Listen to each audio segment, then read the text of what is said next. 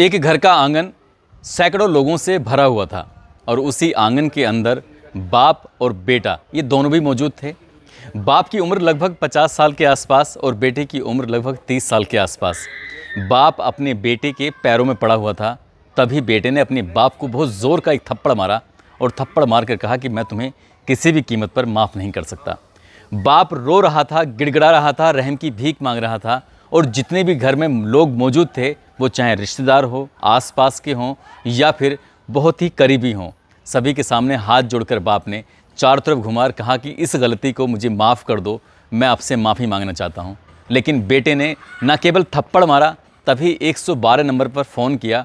Police मौके पर आती है और जब वो पुलिस को ये बात बताई जाती है तो पुलिस भी एक बार को यकीन नहीं कर रही थी कि जो इस घर के अंदर हुआ है वो सच है। मगर वो सच था और उसका सच सामने आता है एक मेडिकल परीक्षण के बाद। आदाब, नमस्कार, सत श्री अकाल। मैं उस्मान सैफ़ी। आज की जो सच्ची घटना मैं आपको सुनाने जा रहा हूँ, ये सच्ची घटना है उत्तर प्रदेश का एक ज़िला है अमरोहा, और इसी अमरोहा ज़िले की एक कोतवाली लगती है डिडोली। दरअसल एक घर के अंदर दो सगे भाई और उनकी दो सगी बहनें, माँ और बाप, ये 6 लोगों का परिवार है। दोनों बेटों की शादी हो चुकी है। दोनों ही बेटे दिल्ली में रहकर अपने रोज़गार के लिए कुछ काम धाम करते थे और दोनों ही अपनी अपनी पत्नियों के साथ दिल्ली में रह रहे थे बड़े खुशहाल तरीके से। अभी पिछले हफ्ते यानी कि जून के दूसरे सप्ताह के अंदर दोनों ही लड़के अपनी पत्नियों को लेकर जब अपने घर आते हैं, अपनी माँ, अपने अब्बा, अपनी बहनों के पास, तो सब कुछ घर में सब ठीक चल रहा है, खुशहाल हैं लोग। लेकिन जो छोटी बहन है, जिसकी उम्र लगभग 14 साल के आसपास है, वो छोटी बहन बड़ी मुरझाई हुई है, सकुचाई हुई है। वो न किसी से ज़्यादा बात कर रही है, ना उसका खाने में मन लग रहा है, ना उसका किसी से बात करने में मन लग रहा है। छोटी भाभी और बड़ी भाभी ने उससे बार बार पूछा कि गुड़िया या छोटी, तुम्हें क्या हुआ है? तुम इतना शांत तो कभी थी नहीं, तुम इतना शांत क्यों हो? जब ये बात बार बार पूछी जा रही है तो उन दोनों महिलाओं ने, यानी कि इस घर की बहुओं ने अपनी सास से बात कही कि इसे छोटी को क्या बात हुई है, ये इतनी शांत क्यों है? तो उसकी माँ ने भी उससे पूछने की कोशिश की, उससे बातचीत करने की कोशिश की कि बेटा आखिरकार क्या बात है कि तुम किसी से बात भी नहीं कर रहे हो, इतना परेशान क्यों हो? कुछ बात है तो हमें ज़रूर बताओ। मगर ये लड़की है कि इसकी खामोशी टूटने का नाम नहीं ले रही थी और ये सब ऐसे ही चल रहा है। अचानक ही बड़े भाई की नज़र बहन पर पड़ती है, उसके पेट पर पड़ती है। तो जो बहन का पेट है वो सामान्य से कहीं ज़्यादा बड़ा दिख रहा था और वो ज़्यादा बड़ा पेट दिख रहा था। तब बड़ा बेटा अपनी माँ के पास जाता है और माँ से जाकर कहता है कि माँ, मुझे ऐसा लगता है कि छोटी का जो पेट है वो सामान्य से कहीं ज़्यादा है, कुछ तो बात है। क्या बात है? तुम ही अपने लेवल से पता करने की कोशिश करो, मेरी तो कुछ समझ में नहीं आ रहा है। हालांकि शुरुआत में उसने अपनी पत्नी और अपनी भाभी से भी मदद मांगने की कोशिश की थी, लेकिन वो दोनों भी इस मामले में पूरी तरह से फेल हो जाती हैं। तब माँ अपनी बेटी, यानी जिसकी उम्र लगभग 14 साल के आसपास है, छोटी बेटी, और बड़ी बेटी जिसकी उम्र लगभग 21 या 22 साल के आसपास है, छोटी वाली बेटी को अपने पास बुलाती है और पास बुलाने के बाद उसे अपने सीने से लगाती है, पुचकारती है, दुलारती है और उसका विश्वास जीतने की कोशिश करती है कि बेटा आखिरकार क्या बात है, क्यों इतना परेशान हो, मुझे कुछ अच्छा नहीं लग रहा है। जब ये बात उसकी बेटी सुनती है, जब लगता है कि माँ उसकी दर्द को, उसकी परेशानी को कुछ जानना चाहती है, समझना चाहती है, तो बेटी फूट फूट कर रोने लगती है। वो कहती है कि माँ, मुझे बहुत तेज़ का दर्द हो रहा है पेट में और ये दर्द मेरे कई दिन से लगातार हो रहा है, इसलिए मेरा किसी भी काम में, किसी भी बात में मन नहीं लग रहा है।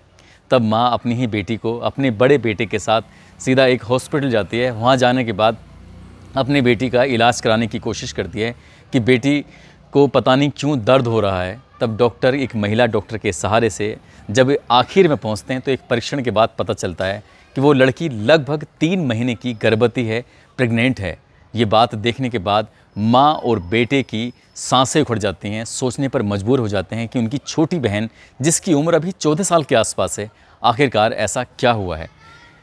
हॉस्पिटल में वो दोनों हाथ पैर जोड़कर किसी तरकीब से वहाँ से निकलकर घर आ जाते हैं और घर आने के बाद परिवार में आपस में बैठकर मशवरा करने लगते हैं, बातचीत करने लगते हैं कि आखिरकार ऐसा इस लड़की के साथ क्या हुआ है।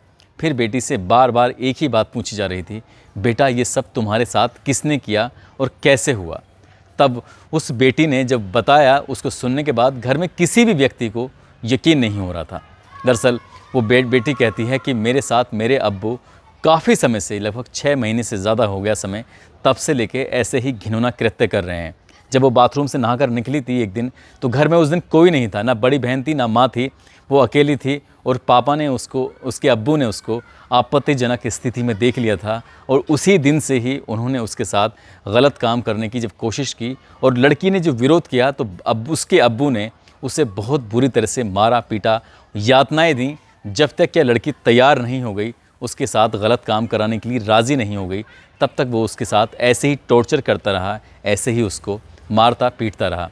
पहला दिन था, उसके बाद उसकी शुरुआत हो जाती है जब उसको मौका मिलता था अपनी ही बेटी के साथ, जिसको उसने गोद में पाला है, जिसको वो अपनी लाडली कहता था और पूरा परिवार, पूरा ख़ानदान, आसपास के लोग, रिश्तेदार सभी कहते थे कि छोटी बेटी को कितना प्यार करते हैं, हर वक्त इसे अपने साथ लगाए रखते हैं। लोगों को नहीं पता था कि इस घर के अंदर कुछ गलत हो रहा है, इतना गलत हो रहा है जिसकी शायद कोई कल्पना कर सकता है। और वो व्यक्ति अपनी ही बेटी के साथ ऐसा घिनौना कृत्य लगातार करता चला जाता है। धीरे धीरे करके वक्त गुजर जाता है।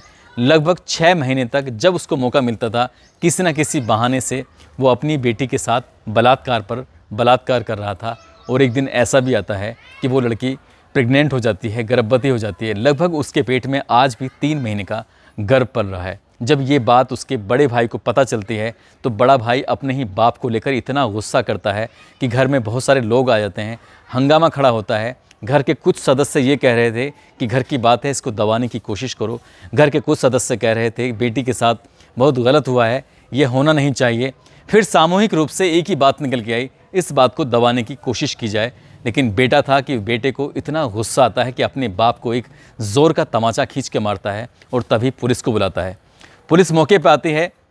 डिडोली थाने के जो एसएचओ हैं, इंचार्ज हैं इंस्पेक्टर सुनील कुमार मलिक, जब मौके पर पहुंचते हैं अपनी टीम के साथ और लड़की का फिर से एक बार मेडिकल परीक्षण कराया जाता है, जांच पड़ताल की जाती है, तो पता चलता है कि वाकई लड़की गर्भवती है। उस लड़की से पूछा जाता है तो वो लड़की जो अभी अपने घर वालों को, अपने परिवार, अपने भैया को जो बात बता चुकी थी वही बात सारी उसने पुलिस के सामने बताई और फिर एक एफआईआर दर्ज की जाती है। एफआईआर दर्ज करने के बाद इस लड़की की काउंसलिंग कराई जाती है। इसके मन में एक डर था।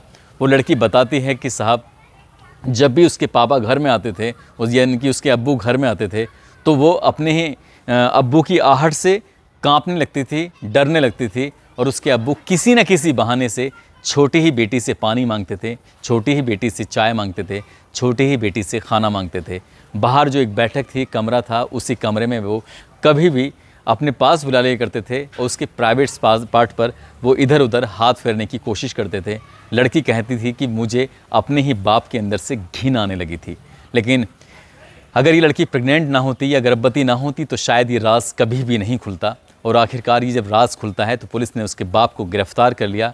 बाप ने भी स्वीकार किया कि वो अपनी बेटी के साथ लंबे समय से ऐसा ही घिनौना कृत्य कर रहा था। सुनील कुमार इंस्पेक्टर कहते हैं कि मुकदमा दर्ज कर लिया गया है।